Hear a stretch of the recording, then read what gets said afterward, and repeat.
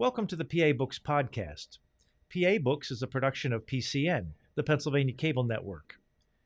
This program features interviews with authors of books on Pennsylvania people, history, sports, business, nature, and politics.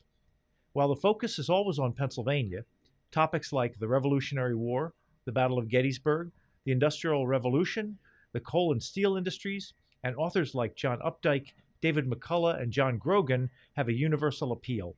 We hope you enjoy this podcast.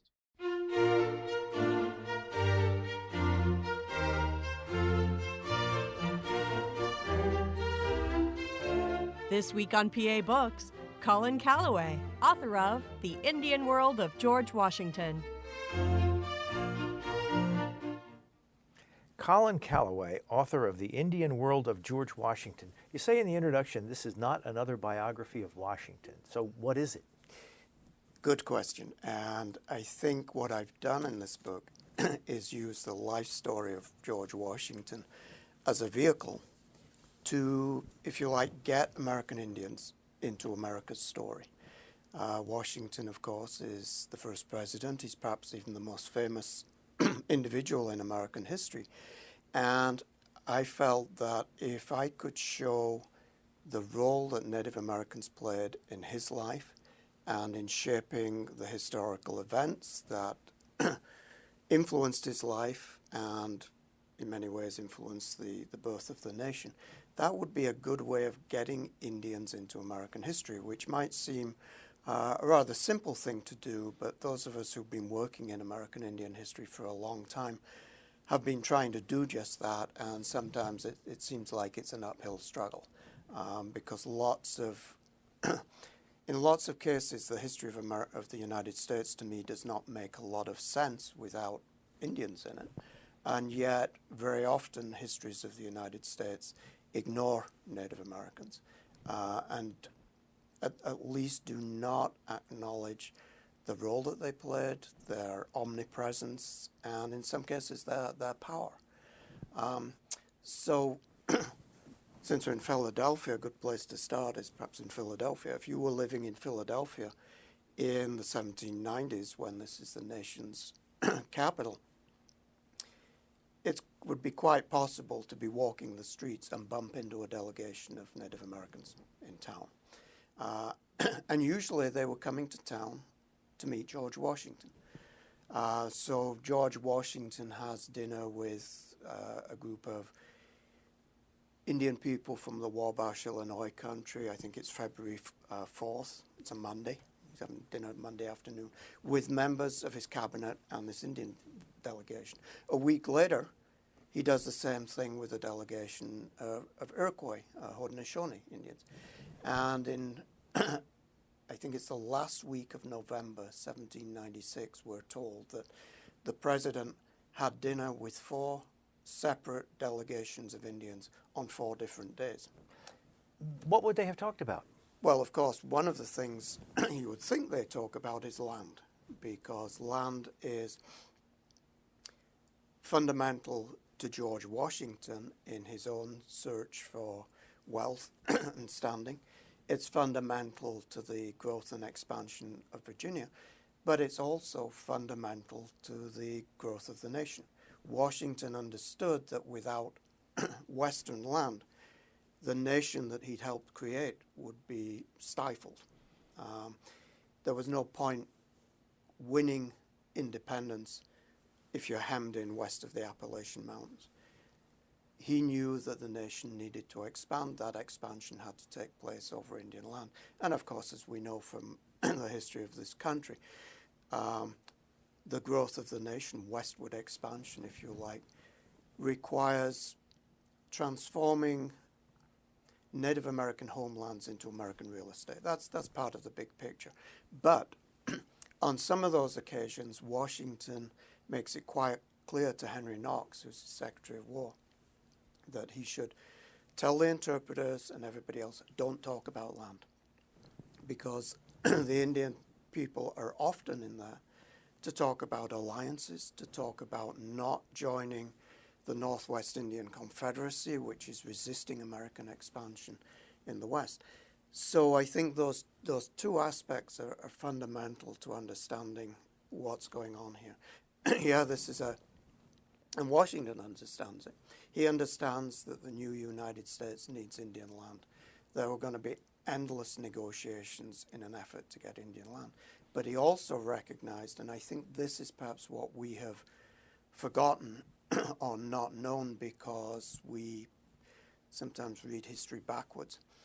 He recognized that Indian nations still constituted a major power in the land.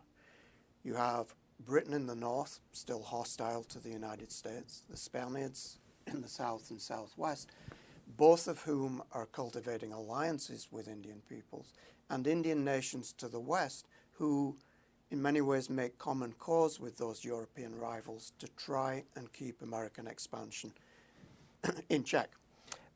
Did Washington see westward expansion of the United States as requiring the expulsion of the Indians? Absolutely, because tribal homelands and I think Washington and Americans' ideas of property really couldn't coexist. Right? You could allow native people could continue to survive, but tribal societies and tribal uses of land and all of those kinds of things, there was no place for those kinds of societies in American society.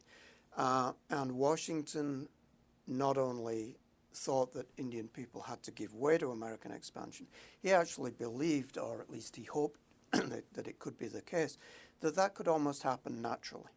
That as Americans moved westward, as their population grew, as their settlement exerted increasing pressure on Native American territory and culture, that would reduce Native American game, that would render Native American territories, homelands, if you like, less valuable to the indigenous inhabitants, and they would almost naturally sell their land to American settlers. The hope was, probably a little too optimistic, that this could be a fairly bloodless process, right? But it had to happen, and I think this is a given in Washington's assumptions about his Indian policies, the role of the United States government in dealing with Indians, and the future of the United States. Indian land must become American land. When the Indians made a treaty with the fledgling United States, what were they getting out of it? Lots of times when treaties are made, they're not always about land. Sometimes they're about alliances, sometimes they're about establishing trade relations, and there's a long history of treaty making in North America, going back to the British and the French, even the Dutch. And treaties in this country are fascinating because what happens in those early treaties is you get Europeans arriving with their own traditions and protocols and understandings of how you make a treaty. And then they meet Native Americans who have their own protocols and traditions and rituals about how you make alliances, how you, if you like, conduct foreign policies.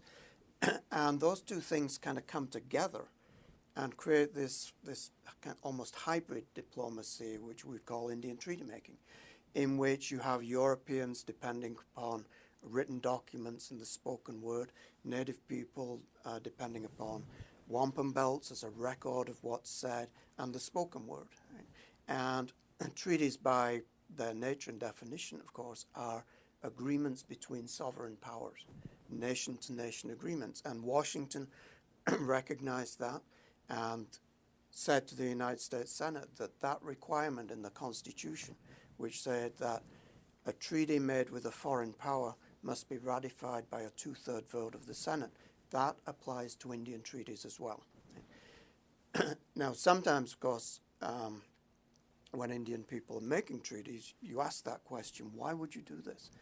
And lots of times it's for guarantees or improvement in trade relations. Lots of times it's for alliances in which the giving of land could be seen almost as a reciprocal gesture. You know, we have what you need and we will give you land. You have what we need and you will give that to us. Obviously, as the power dynamics shift, then the relationships shift, and increasingly it becomes a situation in which Americans are demanding land for Indian people. How did Indians perceive the idea of ownership of land? Well, I think at first it's an alien concept, not that Indians did not have a sense of owning land. They did, but it's a different sense from Euro-American idea of property, that land is something that can be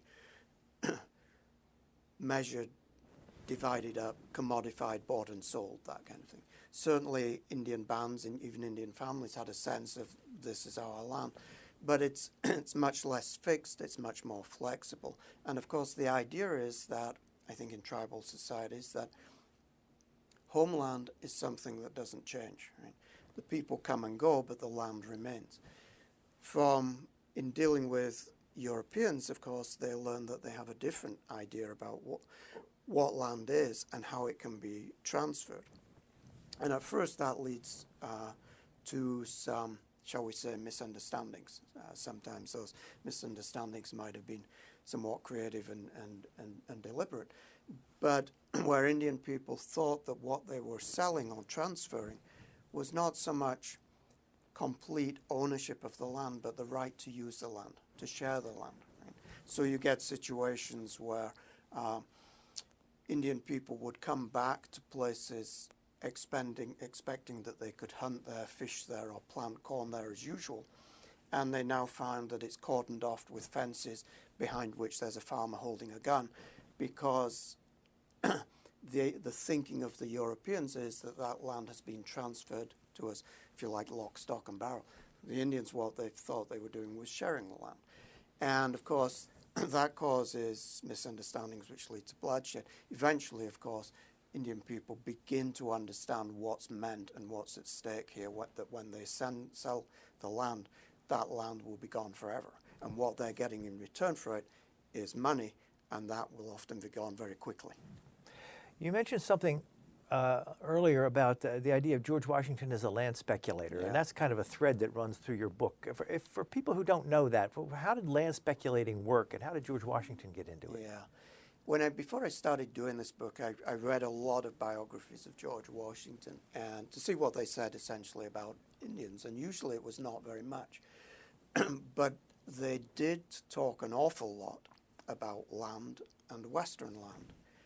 And it struck me that if you went through those books and every time it said Western land, you crossed out Western and put Indian, or land you inserted Indian, then a huge part of the book was actually about Indian country, because, and this was not, George Washington, I think, became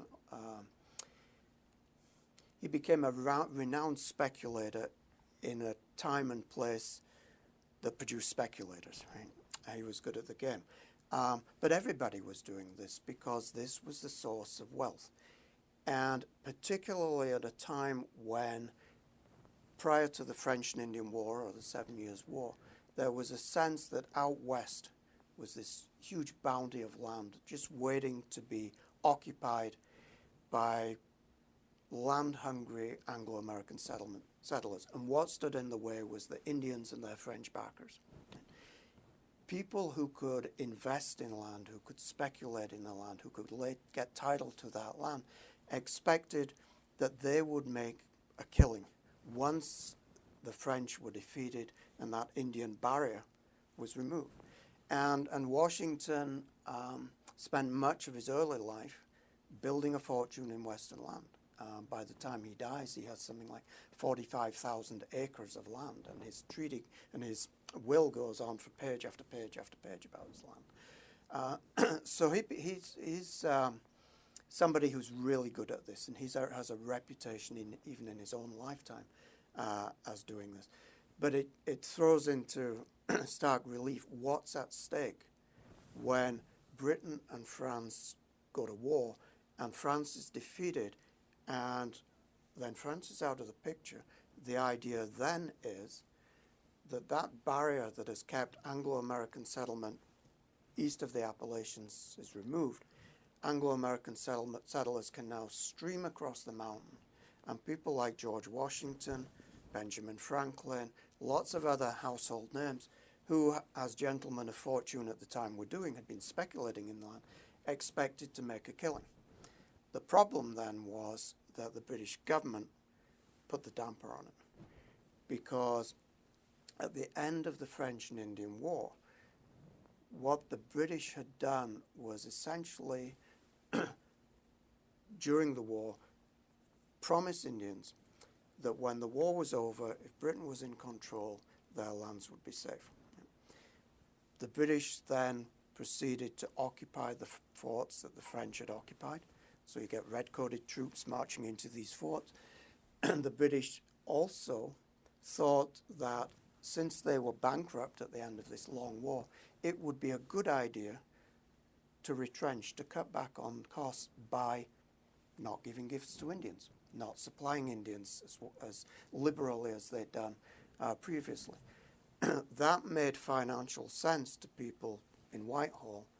It was read almost as an act of war, certainly an act of hostility by Indian people, for whom the giving and receiving of gifts was a lubricant of diplomacy. It's what made friends friends. This is what friends and allies did. Strangers and potential enemies withheld gifts. So there's literally an explosion which we know as Pontiac's War, which I prefer to call the First War of Independence, because in 1763, 12 years before the American colonists do it, Indians in the Ohio Valley and Great Lakes go to war against the British Empire to throw off that imperial yoke, as they said. You're trying to make us slaves. And the British respond to that by doing two things. One is they say, okay, we've got to keep an army in North America. Somebody's going to have to pay for that. We can't pay for it. Guess what? Let's tax the American colonists, because we're doing that to protect them, right? We all know where that went, and our history books tell that story. But the other thing that our books don't address so well, I think, is that same year in 1763, the British put a check on expansion.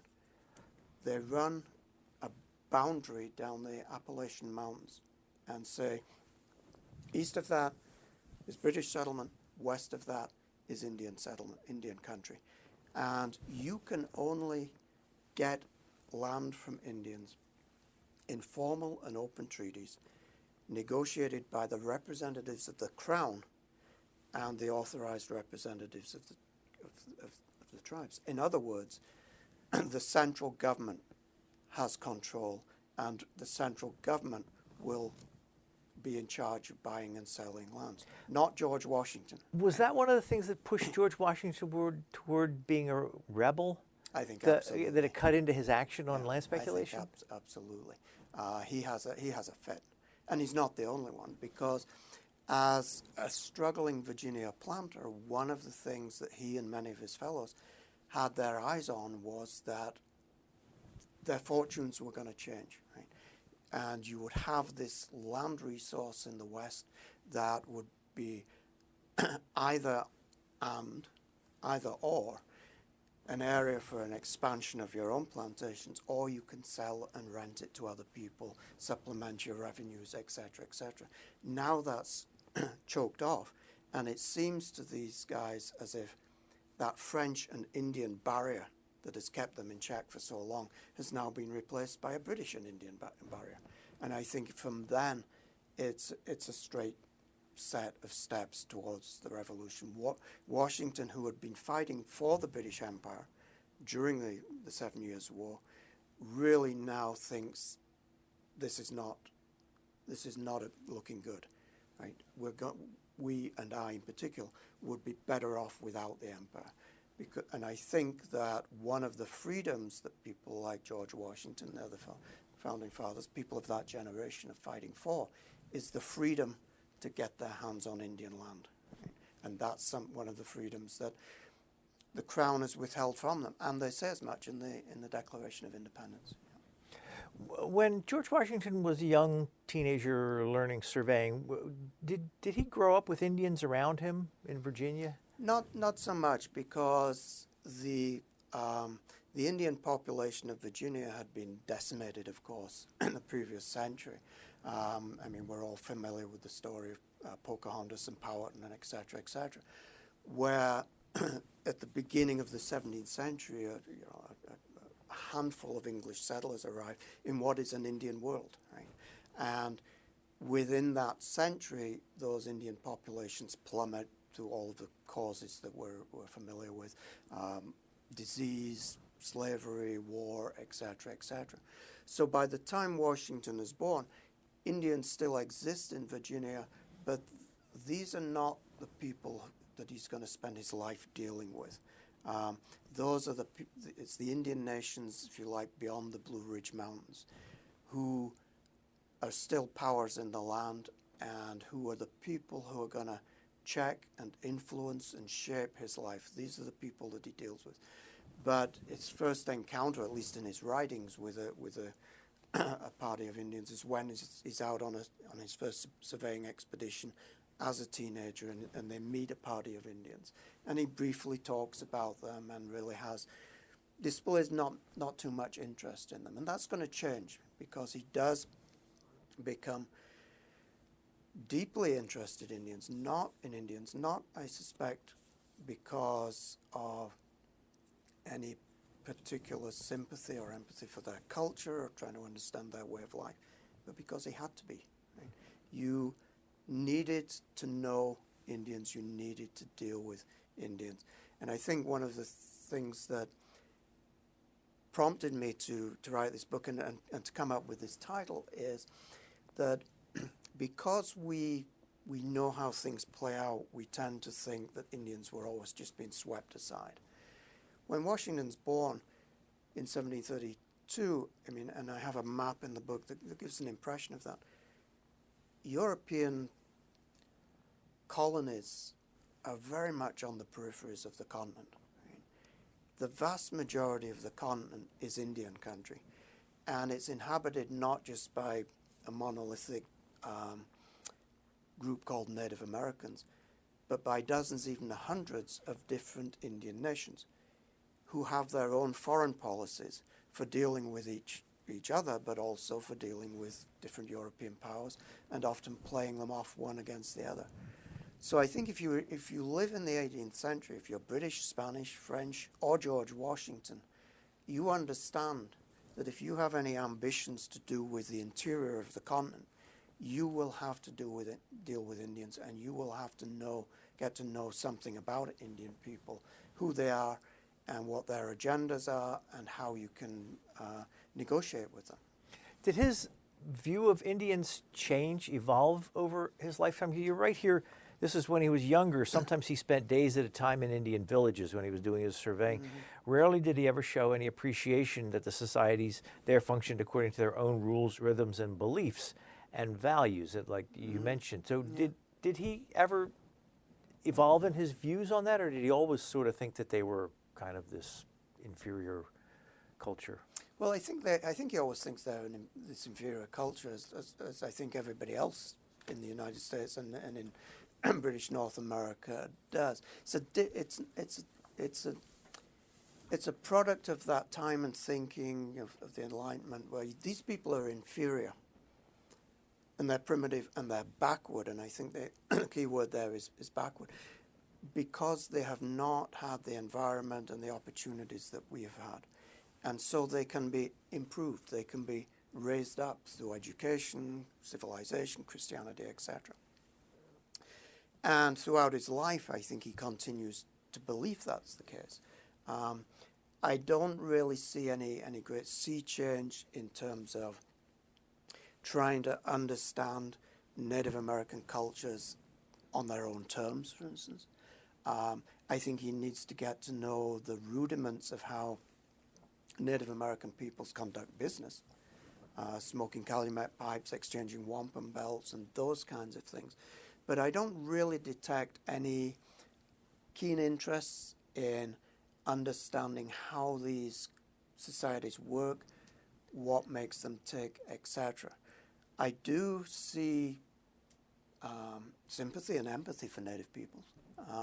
And one of the things that I think becomes clear in the book, and certainly became clear to me reading Washington, is that he often attributes much of the violence and bloodshed and brutality of the frontiers not so much to Indian people as to white people who are on the frontier. And he sees them as the kind of brutal edge of American expansion, and sees the goal of the government as to, in a sense, do what the British had tried to do and fail, and that is regulate and control the frontier, try and stop this bloodshed. And to do that, you need to not only deal with the Indians, but you also need to try and control your own people who are out there. And that's something that the American government succeeds in doing no better, really, than the British government had succeeded in doing. Now, you write about different Indian alliances that George Washington had, guides or people who he allied himself with. Why would an Indian have allied himself with George Washington? And and that's a good question, right? Because knowing what we know, why would you do that, right? This is this is the wolf in sheep's clothing, perhaps, right? But I think if we look at Indians and think of Indians not as members of a race, right, but as members of different nations, then we can use that term foreign policies, right, which is not a term that we use a lot when we're talking about Native Americans. Often the tendency to think how we think is that Native Americans respond to white people in one way, right? They're hostile to white people, and for good reason, because white people are going to take their land, etc. But Indian people don't have this sort of sea slug response to just let's just kill white people. Indians go to war for specific purposes at specific times, and they do so not as Indians, but as members of different nations. So in the French and Indian War, in that struggle for the Ohio Valley that I spent quite a bit of time in the book talking about, we use the term French and Indian War, and that suggests that Indians are allies or even pawns of the French. But in fact, some Indian people fought with the British, and those Indian people who fought with the French were doing so not as pawns of the French, but they were fighting their own parallel wars. And I think if we then say, okay, what makes Indian nations tick in terms of how they deal with Europeans, I think the two things are retaining control of your homeland and preserving your sovereignty and independence. And if we recognize that in them, then I think a lot of their actions, which might not make sense, and certainly didn't make sense to the Americans, the French, or the British, actually do make sense, because they're not inconsistent, they are consistent. And if that is your consistent goal, then sometimes making an alliance with one power might be the best way to do it. So Tanaghrisson in the Ohio Valley, for instance, who figures prominently in dealings with George Washington, sees in George Washington and Virginia and the British an important counterbalance to the growing power of the French in the Ohio Valley, which he sees as a threat not only to Indian people in that area, but to his own personal standing and status. Did some Indian nations see allying themselves with the British or the French as a way to get an advantage in conflicts with other Indian nations? Oh, absolutely, yeah. So if you think of the model that I like to use, especially in class, is to, instead of thinking of the American frontier, if you like, as a line with white people on one side and Indians on the other, and that line's moving steadily westward, I like to draw the spokes of a wheel leading to a hub, right? And that hub can be any Indian tribe or nation you choose. And those spokes will lead to multiple other Indian nations and to European powers and to different English or American colonies, right? And so, situated at the center of those spokes, you're using all of those relationships, which are often shifting, to shape and determine relationships with people on the end of another hub, right? So you seek European allies because European allies are a source of guns, maybe a source of military power, and that will increase your power, your standing, not only in dealing with other European rivals, but also with other Indian nations. Right? So lots of Indian nations are in this sort of cauldron of competition where they're suspicious, of course, of Europeans, but they also recognize that Europeans are a source of trade, a source of firearms, and possibly also an important emerging player in these struggles. Right? So they are seeking to make alliances as often, and I would often say more often, than they are seeking to go to war with Europeans. And it creates this complicated, it's almost like a kaleidoscope with all of these moving parts. Right? And that's where I think I paint this picture of George Washington kind of being out of his depth as a young man in the Ohio country. And I don't really mean that to be critical or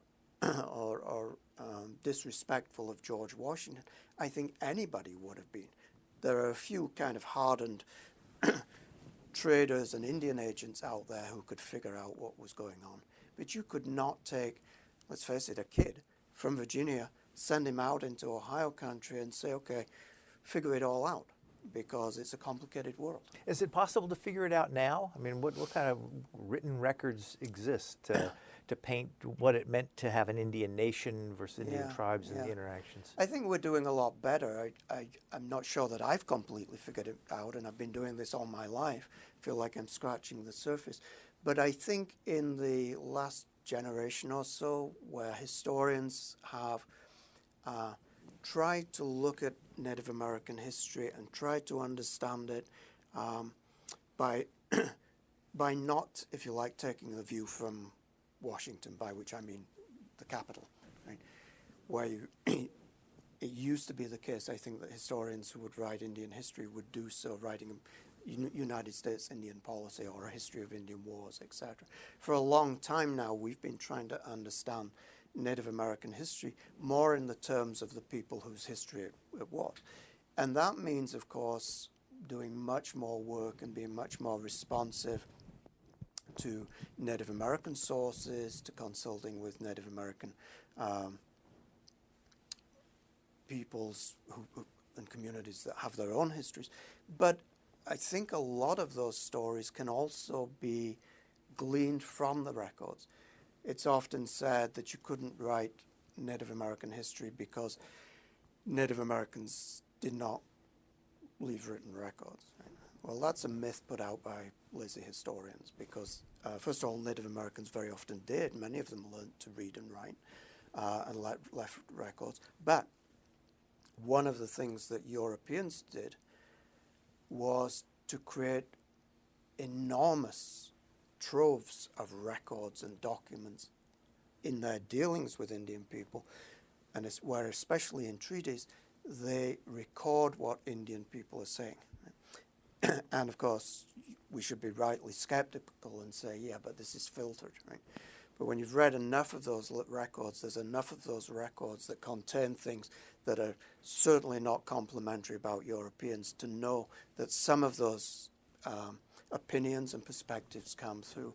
And I think positioning ourselves in Indian country, right, even if we're not, in my case, Native American, if you simply position yourself in the Ohio country and try and figure out what's going on and how things looked to somebody who was living there at that time, you can get a much better understanding than if you simply take the view from the east moving west.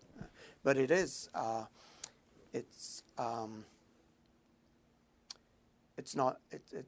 impure science. Right? It's almost like through a glass darkly. You're trying to figure it out. And I think one of my most interesting documents that in doing this book was Washington's own journal of his first expedition as an emissary into the Ohio country, sent by Governor Dinwiddie of Virginia, which is quite sparse. He apparently writes this overnight almost when he gets back, presumably from notes that he's taken. But you could miss an awful lot, and I missed an awful lot when I first read that, and probably when I second and third read that too. But when you look at it very closely, almost in minute detail, where they're talking about what's going on with wampum belts. It becomes clear that there's an awful lot going on with wampum belts that you need to sort of unpack from those very brief records. Why aren't the wampum belts here? Why are they waiting for wampum belts? What's going on? And clearly what's going on is something of a shell game in which the different Indian players are holding up negotiations, holding up Washington's progress, as they're trying to figure out what's all going on here, because they recognize here are the English coming to talk with the French, and Tanaghrisson, who's Washington's ally, seems to be have one view of things, but then you have the Delawares and the Shawnees and the other people who are saying, well, we'll just watch how this unfolds, right? We're not going to commit yet. And it's a sort of fascinating exercise, and I always feel like, yeah, I'm getting a lot of stuff here that I know is important, but I'm also aware of this fact that there's a lot of stuff I'm not getting yet. So the journal you're talking about is what Washington wrote after his first trip out into what's now western Pennsylvania. Yeah. How does it read? I mean, is it tough to plow through? It's not tough to plow through because it's quite short. It's not, but I think it's deceptively simple, I would say. And it's almost to me as if it's a record of a journey through Indian country with a whole bunch of teasers, right? Where they'll make a brief reference, mention something, but if you read it closely, you think, but wait a minute, there must be something else going on here, or this doesn't all quite add up. And that's not to suggest that George Washington's anyway being deceptive, but you're getting almost this, it's almost like a flyover of this complicated world. And there are certain hints where you think, okay, I've got to look at that. And fortunately, before I researched and wrote this book, I'd written a book on Indian treaties, so I kind of got into wampum belts and what all that was, and I'm fascinated by this whole phenomenon. It's like trying to learn another language. Right? So when I saw those references to wampum belts, I realized that this is almost a code. There's something else going on here, because wampum belts really matter. It's not just we need this as a kind of passport to go through Indian country. There's a lot more behind that. Do any of those original wampum belts still exist? Yes, they do, and a lot of them. For instance, the Haudenosaunee or Iroquois wampum belts, they exist at Onondaga. And that's important because Onondaga was the central council fire of the Confederacy or League of the Six Nations, the Mohawks, Oneidas, Onondaga, Cayugas, Senecas, and Tuscaroras. And in the 1980s, there was a controversial debate or issue where the Haudenosaunee and Onondaga asked for the return of wampum belts from the State Museum in New York and said, you have wampum belts that belong to us. And their position was that these are our, almost like our foreign policy records, right? And for them to be in Albany rather than Onondaga might be a little bit like the records of the State Department being in Baghdad, right? They should be here. And those belts were returned. So now what you have at the Albany Museum is replicas of those wampum belts, and the originals are back. And there are wampum belts in lots of places. There are wampum belts in Europe because lots of wampum belts that were given to Europeans went back to Europe as was the intention at the time, right? You take this belt as a record of our agreement. You take it home with you. And when we meet again, right, we will both know what we agreed to or what our ancestors agreed to because it's encoded in these wampum belts. So they're important messages. And Haudenosaunee people, for instance, there's a commemoration of the Treaty of Canandaigua in fall of 1794, which is negotiated under Washington's administration, where it's an important treaty for Iroquois people, and in November of each year they hold a commemoration of that where they parade two wampum belts One is the wampum belt that was commissioned by Washington for that treaty, and it shows the states, the original states, linking arms with the Six Nations Confederacy. And the other is what the Haudenosaunee called the two-row wampum belt, which I actually have a replica of, which was given to me, which is a beautiful thing in its simplicity. It's 2 rows of purple beads against a background of 3 rows of 3 white beads. And what it represents is an alliance, harkening back to the first treaty between the Haudenosaunee, the Iroquois people, and the Dutch. And the two-row wampum, as it's called, symbolizes an alliance between equals. Right?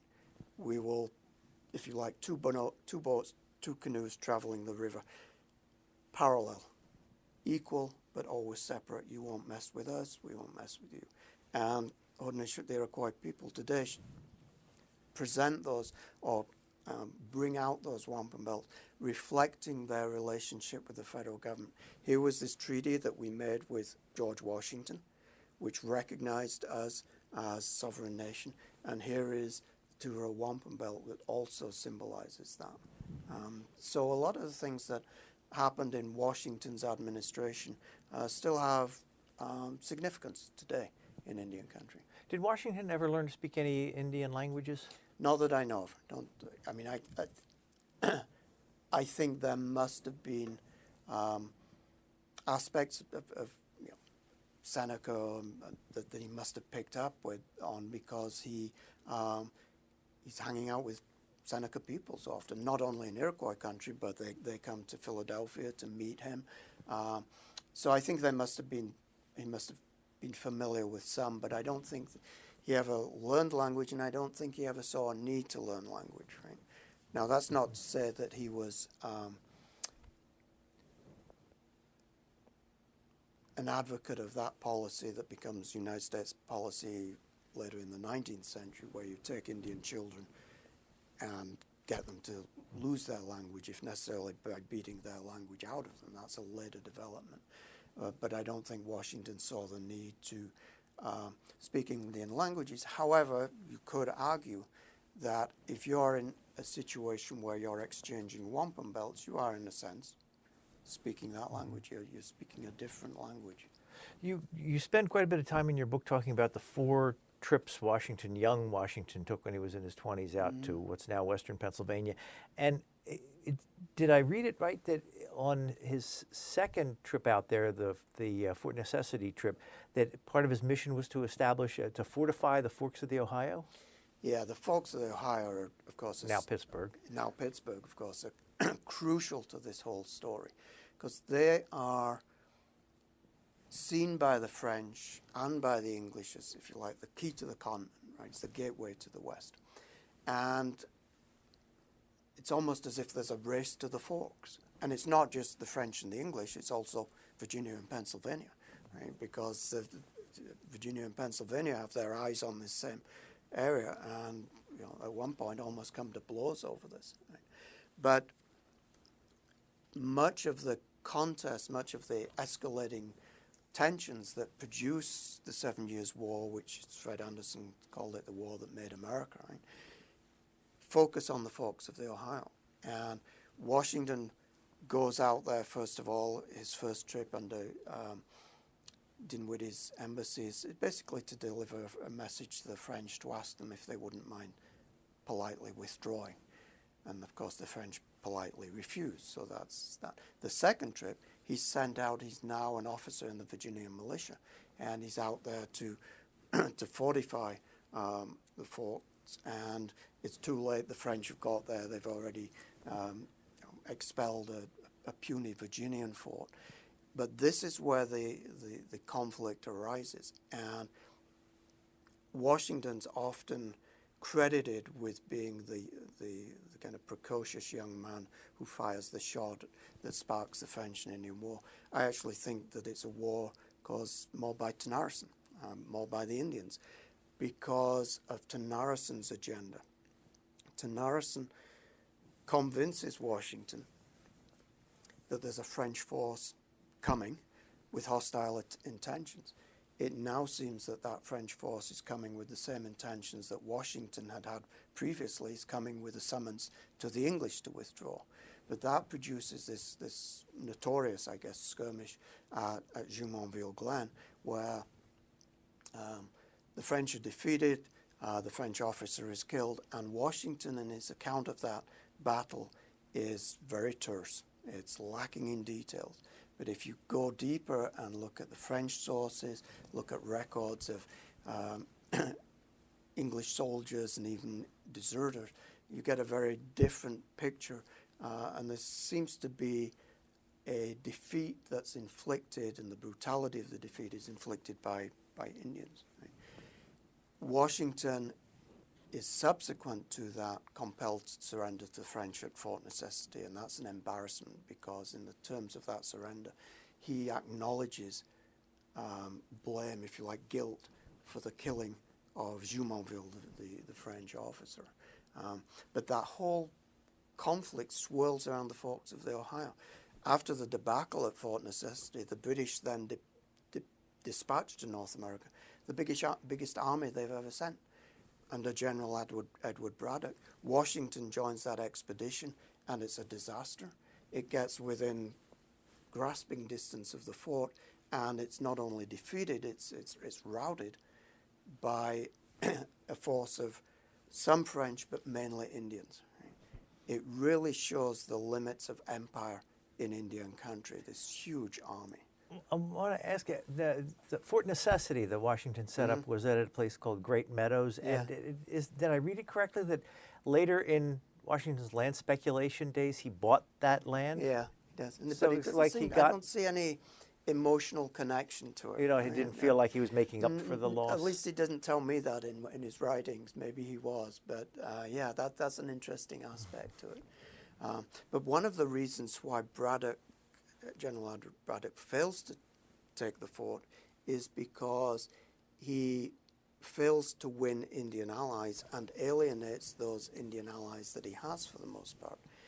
And that's huge because forts in the West, when you look at a map, when the English looked at a map of the West and they saw these French forts dotted through the West, they saw them as formidable military outposts. Well, for the most part, one thing they were not was formidable. Most of those French posts were there at the sufferance and even at the request of Indian people. Why would you want a fort on your land? Because forts bring traders and you get trade goods, etc. So forts in the West at this time depend usually not on the strength of their palisades or their cannons or garrisons, but on the Indian people living outside and around. If those people are with you, your fort is secure. If those people are against you, you're in trouble. Right?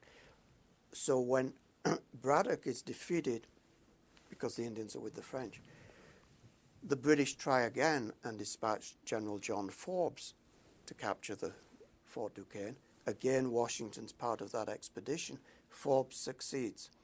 Washington has no part in that success. In that expedition, Washington spends it complaining. The general doesn't know what he's doing. He's going too slow. He's going by the wrong path. You describe him as a bit of a hothead. Yeah, and I think that's how Forbes and a lot of his superior officers regarded him. But what's happening during that slow process is that Indian diplomacy is unfolding, and Forbes has set in motion what becomes the Treaty of Easton, whereby 500 Indian people show up at the Treaty of Easton representing 13 tribes, where what the British do is say to them, when we take the fort, we will protect and honor your lands, right? Which Braddock had refused to do. Once the Indians get that assurance, going back to your idea of why would you make a treaty, once they get that assurance, if you're Delaware, Shawnee, Wyandotte, people living in the Ohio Valley, for you, the war's over. That's what you've been fighting for. You haven't been fighting because you love King Louis. You've been fighting with the French to try as the best option for securing your homeland. Now you seem to have secured that. With that agreement, the Delawares and the Shawnees basically sit back and give the green light to the British, say, well, go ahead. And so when Forbes takes Fort Duquesne, he doesn't even have to assault it. Before he gets there, the French blow up the fort and evacuate. Right?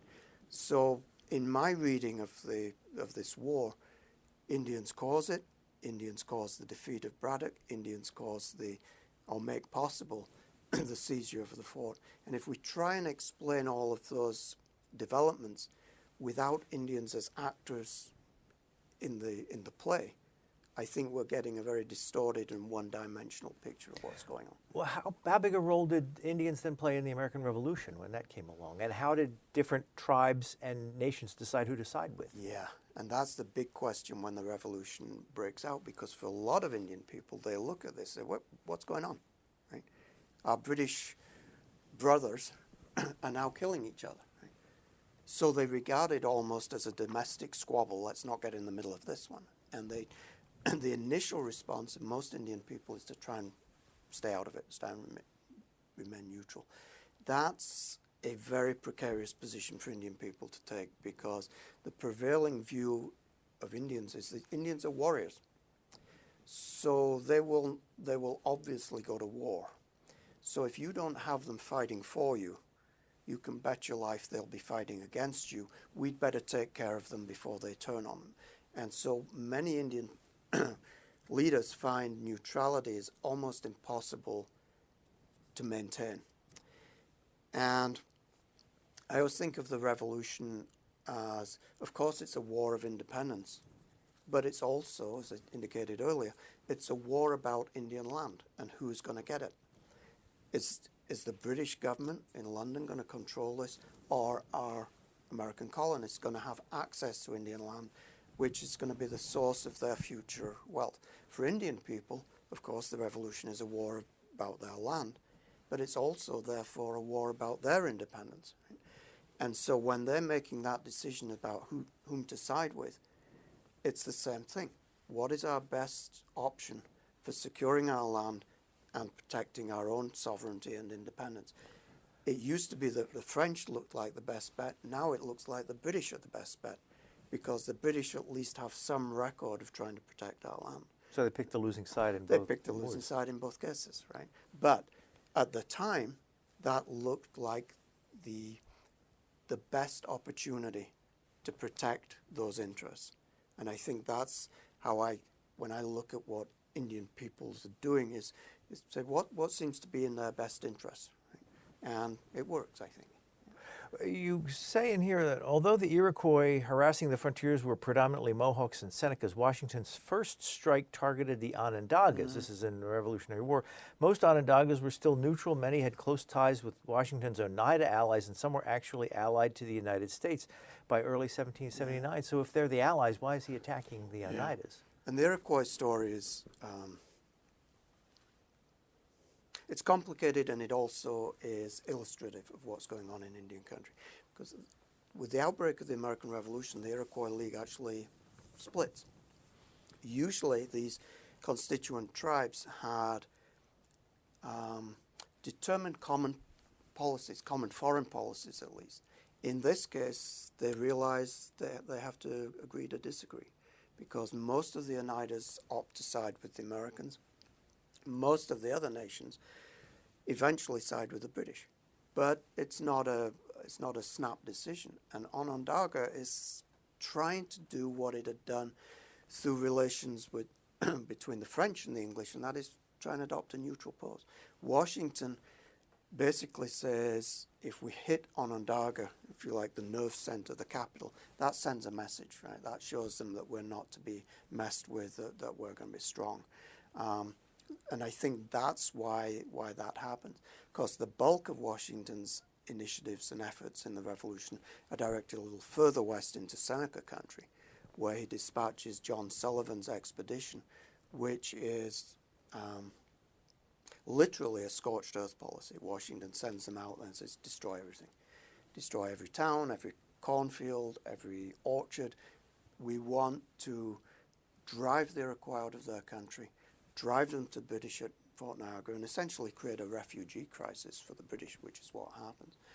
Now, that seems brutal, but it was actually standard colonial policy in fighting Indians. Edward Braddock, right? Colonial armies didn't always do very well meeting Indians in pitched battle. The best way to defeat Indians, and the French had done this, and the British did this against the Cherokees in 1760-61, and Washington does it again, is to march armies into Indian country, not to look for Indian warriors to fight, but to look for Indian villages to burn.